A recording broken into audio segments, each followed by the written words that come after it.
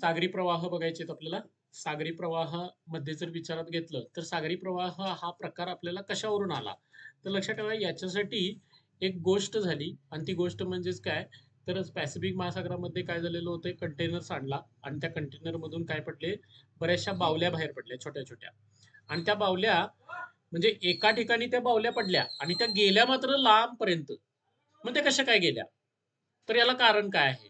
म्हणजे काही बावल्या मग एवढं म्हणजे 2-2 हजार किलोमीटर अंतर पार करून तिकडपर्यंत पोहोचल्या. मग ऍक्च्युअली जर समजा त्या त्या सागरात पडलेल्या आपल्या उदाहरणात आपण म्हणूया की आपलं एक तळ आहे. त्या तळ्यामध्ये पडलेल्या बावल्या. त्या तळ्यापासून बाहेर गेल्या नसल्या पाहिजे ना? मग त्या बाहेर कशा काय गेल्या? म्हणजे त्या महासागरामधल्या पॅसिफिक महासागरामधल्या बावल्या तिकडे कशा काय गेल्या? तर ह्याचं ज्यावेळी निदर्शन करण्याचा प्रयत्न केला किंवा याचं निरीक्षण करण्याचा प्रयत्न केला, त्यावेळी असं दिसून आलं, की पाण्यामध्ये वेगवेगळे प्रवाह फिरतायत. पाण्यामध्ये वेगवेगळे प्रवाह फिरतायत. जसं नदीचं पाणी जावावं एका ठिकाणावरून दुसऱ्या ठिकाणी, तसं समुद्राचं पाणी एका ठिकाणावरून दुसऱ्या ठिकाणी पोहोचतं. मग ते उष्ण प्रवाह असतील किंवा शीत प्रवाह असतील आणि त्यानुसार बघा त्या प्रवाहामुळं हे सगळ्या ठिकाणापर्यंत ह्या बावल्या पोहोचल्या. मग असे जे प्रवाह आपल्याला बघायला मिळतात, तर ते म्हणजेच काय आहेत? सागरी प्रवाह आहेत. मग सागरी प्रवाहामध्ये आपल्याला बघा, सागर जलाची हालचाल खूप महत्वाची गोष्ट आहे. सागर जलाची हालचाल जर झाली नसती, उदाहरणार्थ समजा आपल्याला माहित आहे की पाण्याचं डबकं साठतं. एखादं डबकं साठतं आणि त्या डबक्यातलं पाणी जर गेलंच नाही, तर काय होतं रे? त्याच्यामध्ये शेवाळ, डास वगैरे सगळ्या गोष्टी तयार व्हायला चालू होतात. तसंच तळ्यामध्ये पाणी जर असेल, मग तळ्यामधलं पाणी जर आपण बदललं नाही, तर काय होतं रे? थोड्या दिवसानंतर त्याच्यामध्ये पण अशी घाण तयार व्हायला चालू होते. मग समुद्राचं तर पाणी समुद्रामध्ये तसंच आहे. मग त्याच्यामध्ये पण घाण व्हायला पाहिजे होती ना? तर होत नाही. कारण आहे सागर जलाची हालचाल. बघा, विविध प्रकारच्या वाऱ्यांच्या स्वरूपात ज्याप्रमाणे हवेची सतत हालचाल होत असते. विविध प्रकारची वारी म्हणजेच कोणती येतात रे? ग्रही वारी, ईशान्य मान्सून वारी, नैऋत्य मान्सून वारं असे वेगवेगळे वारे बघायला मिळतात. तशा पद्धतीनं जशी हवेची हालचाल होते, त्याप्रमाणे सागर जलाची ही सतत हालचाल होत असते.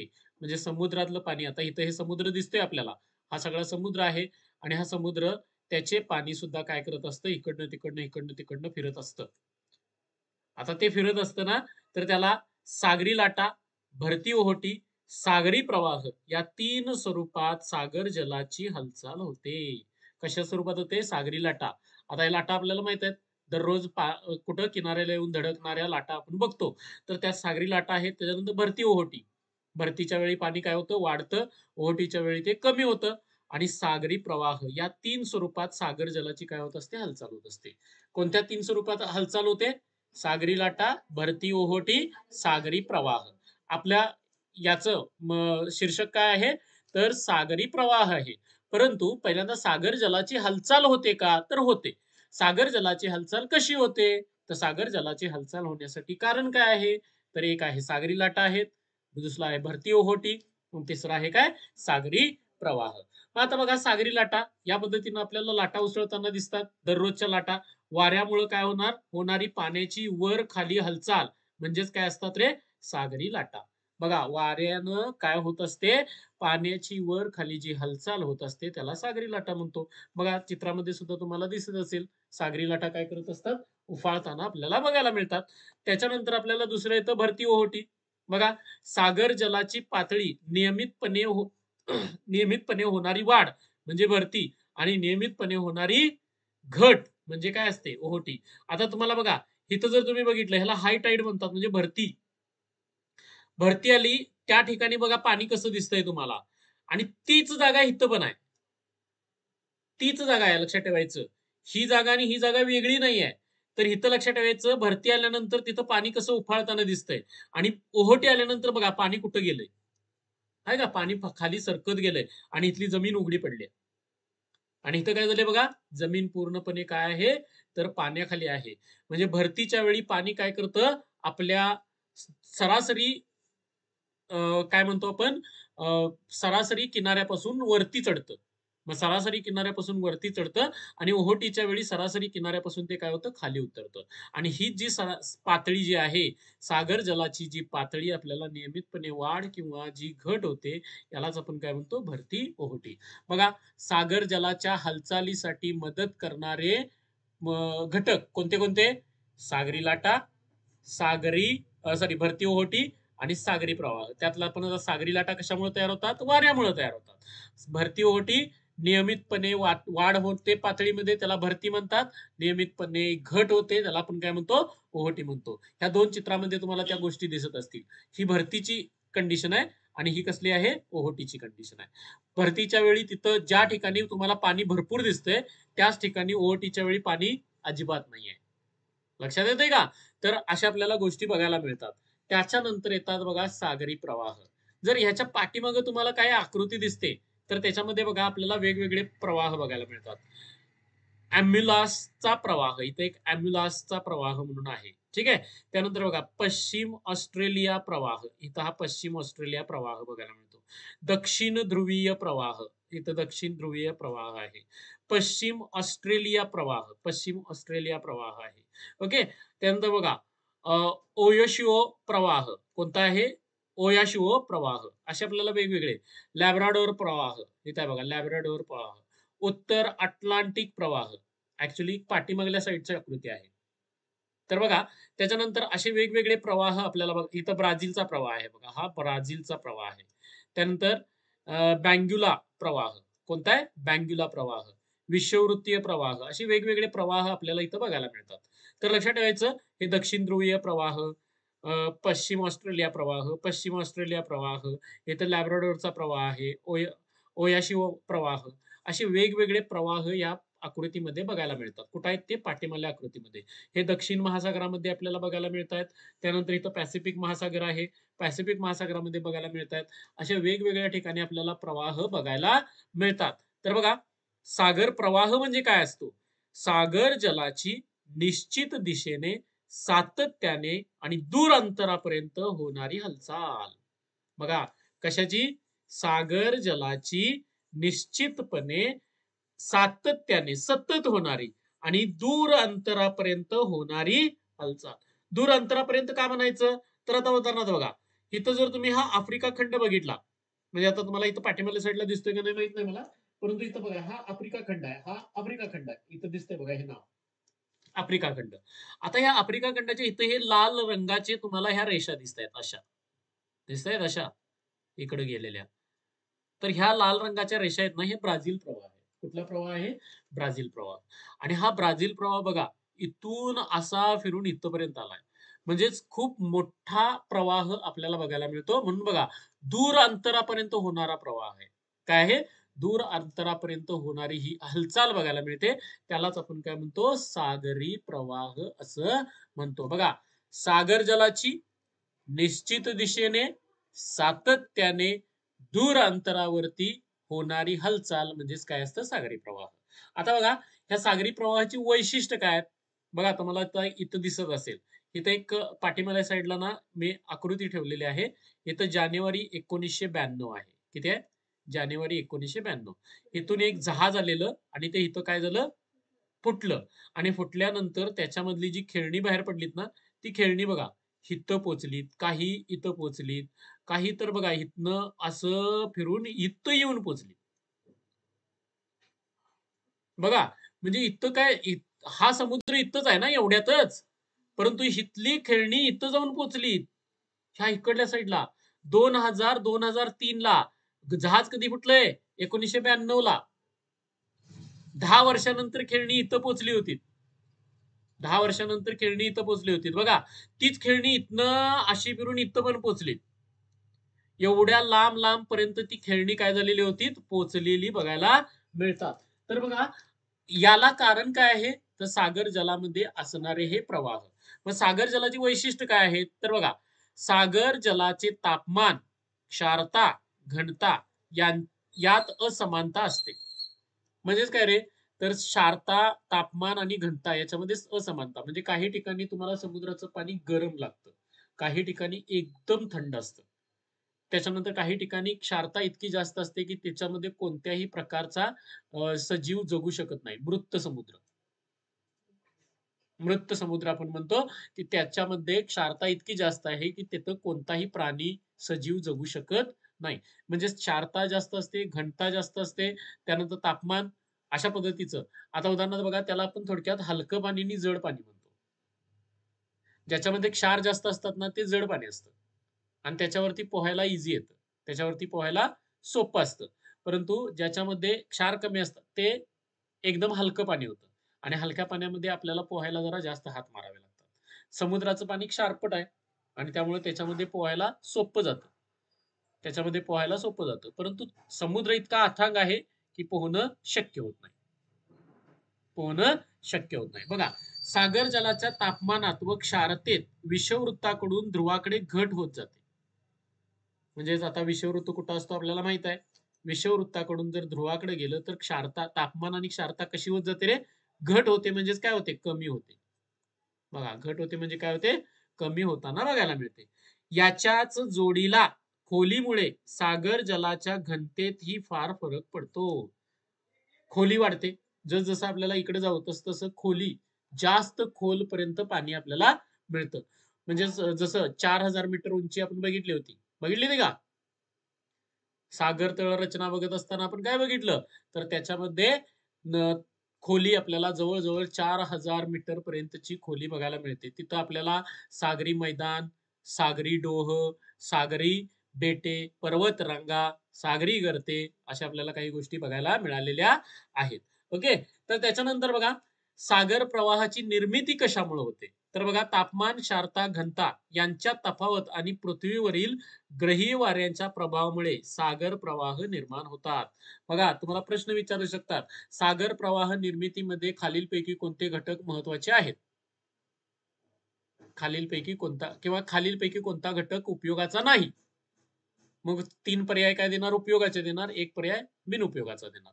म्हणजे इथं आपल्याला कोणते कोणते उपयोगाचे घटक आहेत रे? तापमान, क्षारता, घनता आणि काय आहे रे? ग्रहीय वारे. ग्रहीय वाऱ्याच्या प्रभावामुळे काय होतं? सागर प्रवाह निर्माण होतात. सागर प्रवाह निर्माण होण्याचं कारण काय?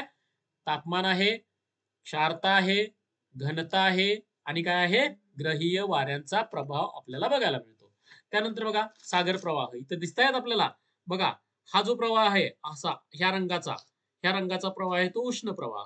कसला प्रवाह आहे? उष्ण प्रवाह.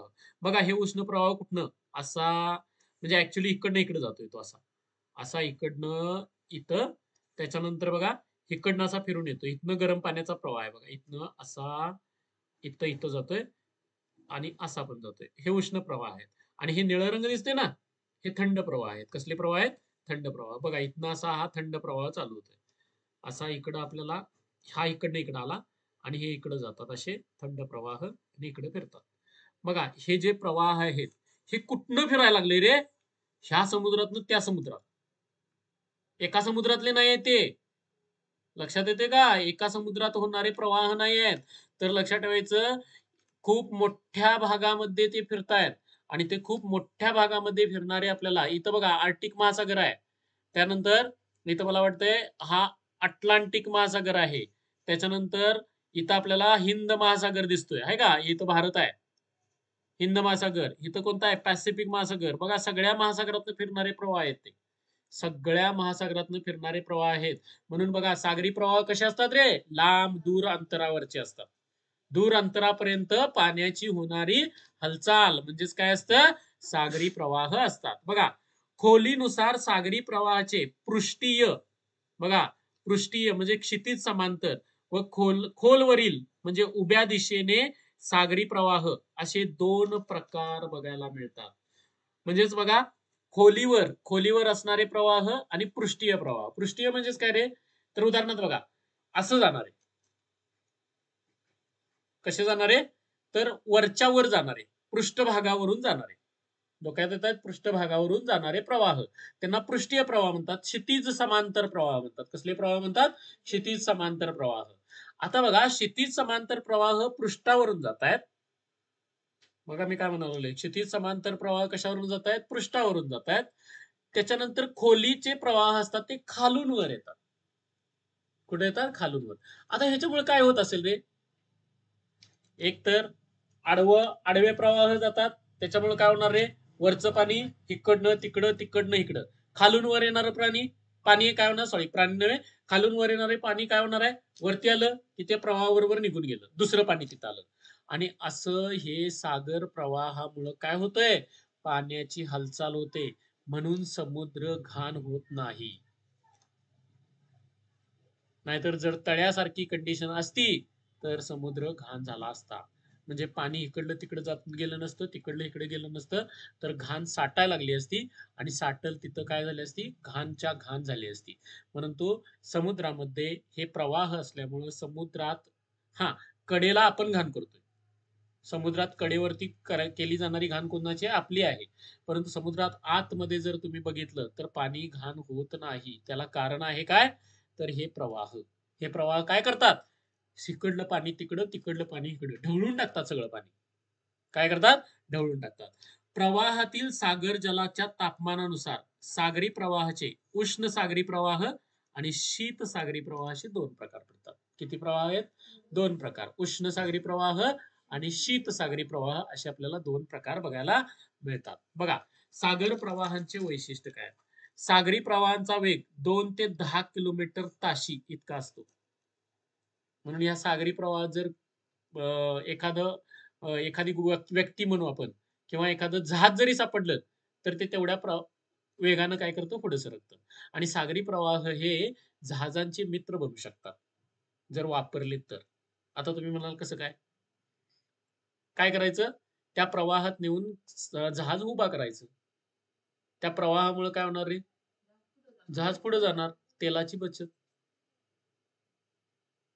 तिथं आपल्याला कशाची गरज लागणार नाही, इंधन वापरायची गरज लागणार नाही, ऑटोमॅटिकली पुढे जाऊ शकतं. म्हणून सागरी प्रवाह हे काय होऊ शकतात? जहाजांचे मित्र बनू शकतात. त्यानंतर बघा, उष्ण सागरी प्रवाह विषुववृत्ताकडून ध्रुवाकडं. हे महत्वाचं लक्षात ठेवायचं. उष्ण सागरी प्रवाह कुणीकडनं कुणीकडे जातात रे? विषुववृत्ताकडून ध्रुवाकडं. तर शीत सागरी प्रवाह ध्रुवाकडून विषुववृत्ताकडे येतात. साधी गोष्ट आहे. उष्ण सागरी प्रवाह कुणीकडनं कुणीकडे जातात? विषुववृत्ताकडून ध्रुवाकडे. आता मला सांगा, उष्ण सागरी प्रवाह विषुववृत्ताकडून ध्रुवाकडे जाण्याकडे कारण काय असू शकते रे? विषुववृत्तावरती लंबरूप किरणं पडतात. थोडक्यात गोष्ट आहे. आणि ध्रुवाकडे कशी असतात ते? अतितिरपी किरणं असतात. आणि त्यामुळे तिथलं वातावरण थंड. म्हणजे तिकडं थंड, तिकडले थंड पाणी उष्ण कटिबंधाकडे येणार आणि उष्ण कटिबंधातलं पाणी थंड कटिबंधाकडे जाणार. म्हणून उष्ण प्रवाह कुणीकडनं कुणीकडे जातात? विषुववृत्ताकडून ध्रुवाकडं. आणि शीत प्रवाह कुणीकडनं कुणीकडे येतात? ध्रुवाकडून विषुववृत्ताकडे. सागरी प्रवाह उत्तर गोलार्धात घड्याळाच्या काट्याच्या दिशेने आणि दक्षिण गोलार्धात घड्याळाच्या काट्याच्या विरुद्ध दिशेने वाहतात. हा एक महत्वाचा मुद्दा. काय महत्वाचा मुद्दा? सागरी प्रवाह कोणत्या गोलार्धात? उत्तर गोलार्धात. आता उदाहरणार्थ हा उत्तर गोलार्ध असं धरला. ही पृथ्वी आहे, हा इकडला भाग म्हणजे काय ना? उत्तर गोलार्ध. उत्तर गोलार्धात सागरी प्रवाह कुणीकडनं कुणीकडे जातात? घड्याळाच्या काट्याच्या दिशेने जातात. आणि इकडल्या साईडला कोणत्या ह्याच्या जातात? घड्याळाच्या विरुद्ध काट्याच्या दिशेने. सागरी प्रवाहातून होणाऱ्या पाण्याचा विसर्ग स्वॅड्रॅप. आता इथं ड्रॅप असं करायला पाहिजे होतं, स्वॅड्रॅप. ओके. तर स्वॅड्रॅप या एककाने मोजतात. कोणत्या एककाने मोजलं जातं? स्वॅड्रॅप. इथं स्वॅड्रॅप म्हणजे 10 लाख, म्हणजेच बघा 10 लाख घन मीटर प्रति सेकंद पाण्याचा विसर्ग. 10 लाख घन मीटर प्रति सेकंद पाण्याचा विसर्ग. आपल्या इथं म्हणजे खूप कमी विसर्ग, 50,000 क्युसेक असते का काहीतरी असं? 50,000 क्युसेक एवढा विसर्ग असतो. इथं एक स्वॅड्रॅप म्हणजे केवढा प्रवाह आहे? 10 लाख 10 लाख घन मीटर प्रति सेकंद. प्रति सेकंदाला तेवढा प्रवाह वापरला जातो. काय काय लक्षात ठेवणार आता? सागरी प्रवाहाच्या वैशिष्ट्यामध्ये त्यांचा वेग किती? 2 ते 10 किलोमीटर प्रति तास. उष्ण प्रवाह कुणीकडनं कुणीकडे जातात? विषुववृत्ताकडून ध्रुवाकडं. आणि शीत प्रवाह कुणीकडनं कुणीकडे जातात? ध्रुवाकडून विषुववृत्ताकडे. सागरी प्रवाह उत्तर गोलार्धात कसे फिरतात? घड्याळाच्या काट्याच्या दिशेने.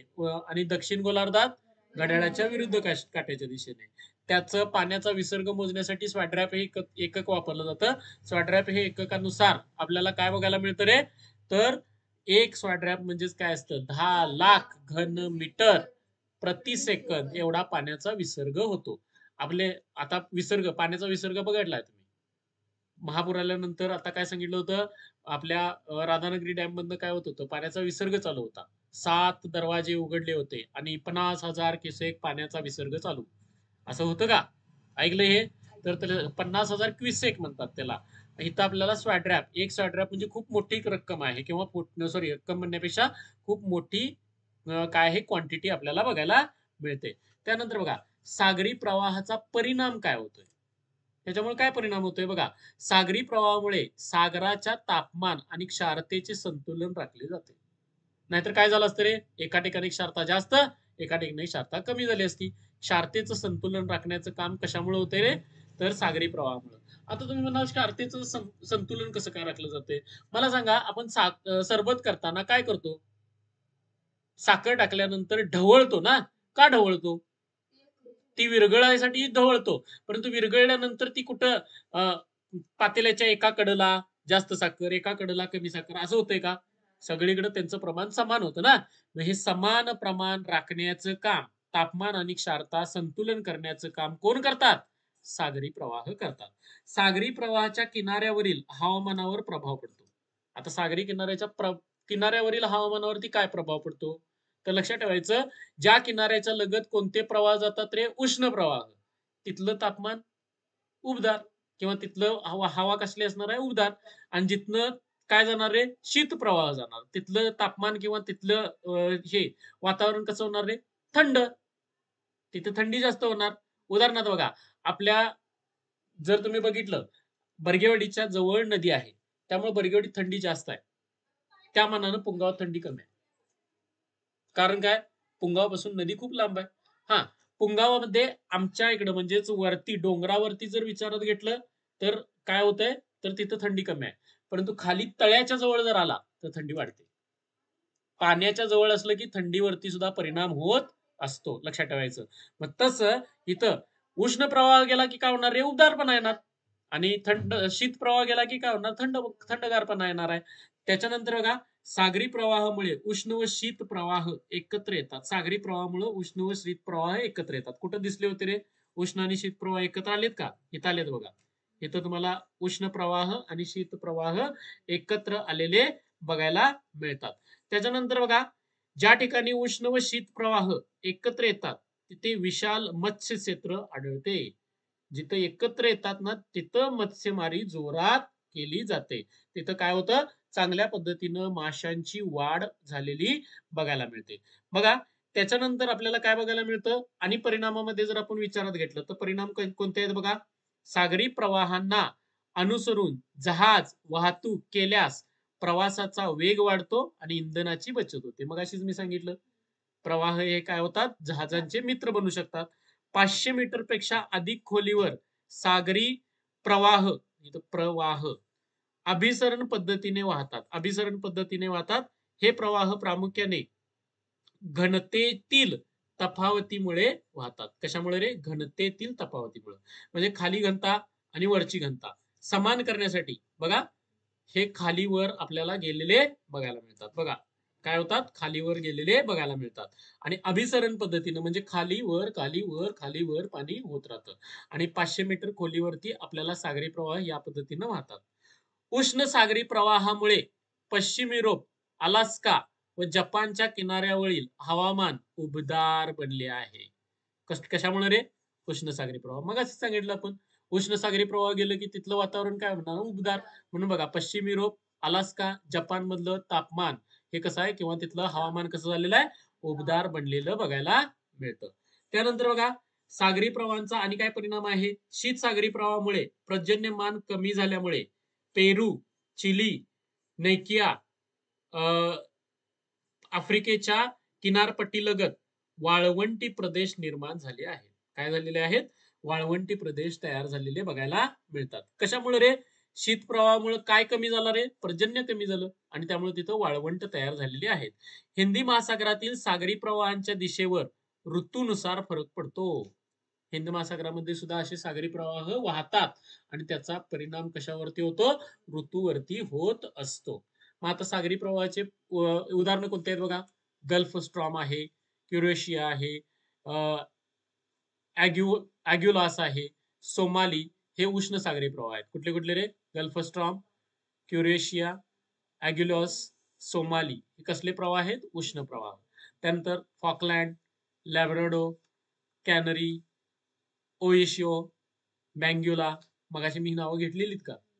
तर हे कसले प्रवाह आहेत? ते शीत प्रवाह आपल्याला बघायला मिळतात. बघा या पद्धतीचे आपल्याला सगळे प्रवाह बघायला मिळतात. गल्फ स्ट्रॉम, क्युरेशिया, ॲग्युलस, सोमालिया हे कसले प्रवाह आहेत? उष्ण प्रवाह. फॉकलँड, त्याच्यानंतर लॅब्राडोर, कॅनरी, ओएशिओ, बँग्युला हे कसले प्रवाह आहेत? शीत प्रवाह आपल्याला बघायला मिळतात. उदाहरण तुम्हाला प्रश्न विचारला जाऊ शकतो काय?